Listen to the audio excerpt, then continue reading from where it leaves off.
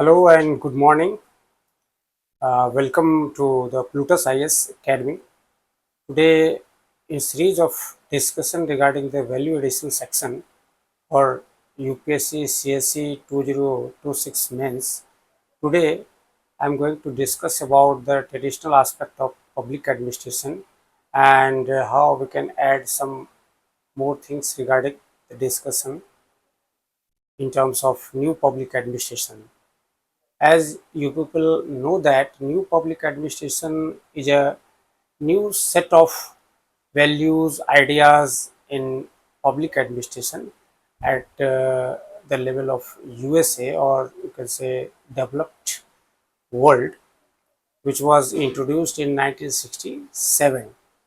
Given the situation of traditional public administration, which was rule bounded, hierarchical, technical, supposed to be bureaucratic, and was a need to have changes in terms of anti-technical, anti-hierarchical, anti-bureaucratic, and there was some kind of goals, as it should be value-based, it should be change-oriented, it should be based upon equity to be establishing in the society, and then in treatments while administrator is going before the public. Then relevance was also there. Some people are also adding ethics, integrity to the new public administration, as it was talked by Frederickson in first phase of new public administration. It was 1968. But after 2 years, as it was proposed that after 2 years there would be new summit over the subject of public administration, and it was say as in heading the perspective of that era of development of new public administration was created in that term. Then certain other things was also there. Because of the failure of the welfare state, market based tools was required to be added into the public administration, and it was re-emphasized that certain principles of market should be added to the state, and there was a change in nature of the state, as there was taken as these things were taken as, what do you say, role backing of the state. So during the role backing of the uh, state was more responsible to be only to the core functions of the state, that is to law and order, then security, and then some tax collection functions, developmental functions, and to upliftment of weaker sections, like that. But the activities like economic activities was handed over to the private sector. It was supposed that private sector is becoming now in a condition to develop the economy better, so it was handed over to the private sector. Still some responsibility was there also with the government. So in that term, during the 1988 second Minobrook conference was taking place, and the background, as I have already told about, neoliberal phase of the government was there, and as it is also taken as new right philosophy or neo capitalism nature of the state.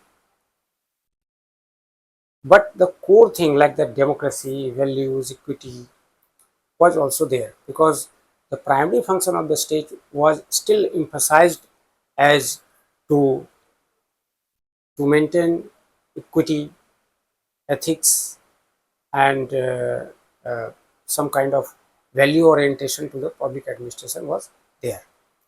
But the same thing, while it was in Minobrook third, after 20 years of 1988, it was the 2008 when new capitalism nature of the state, or what you say, new right philosophy of the state was still there, but some new uh, kind of values was required to be added to the administration, since by application of new right philosophy or market principles of the state, some kind of differences or what you say discrimination between the common people was there seen.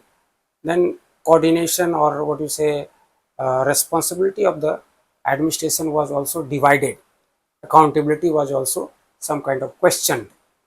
Then see some kind of rule of law was not see on the way how equity and public interest was served. So these words were re-emphasized, as I would say earlier there was not such kind of thing that rule of law was not there, but these words was in vogue and was more important to be uh, underlined by the government or administration, as accountability and then say rule of law, public interest, and then more focus to employment generation, and then poverty elimination. Still core aspect that was there in new public administration phase 1 was also there.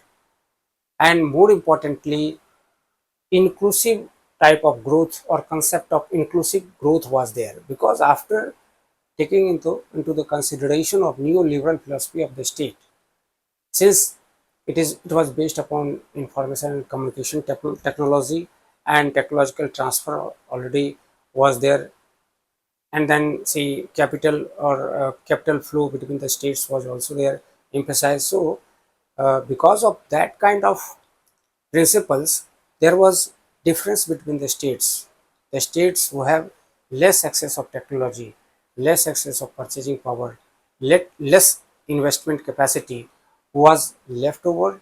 Hence such kind of differences was there in terms of states, or the differences in terms of states, in terms of nations was there seen in the third phase of new public administrations. Hence inclusive growth here is to take into consideration of the areas which are still not uh, taking the facilities or able to take the facilities of the growth of the economy and growth of the country should also taken into consideration. So in third phase of the new public administration, all these things were added. Still uh, now we are moving towards the AI governance and digital technology. So such kind of uh, technology or what you say regulation functions should also be there to be added into the public administration.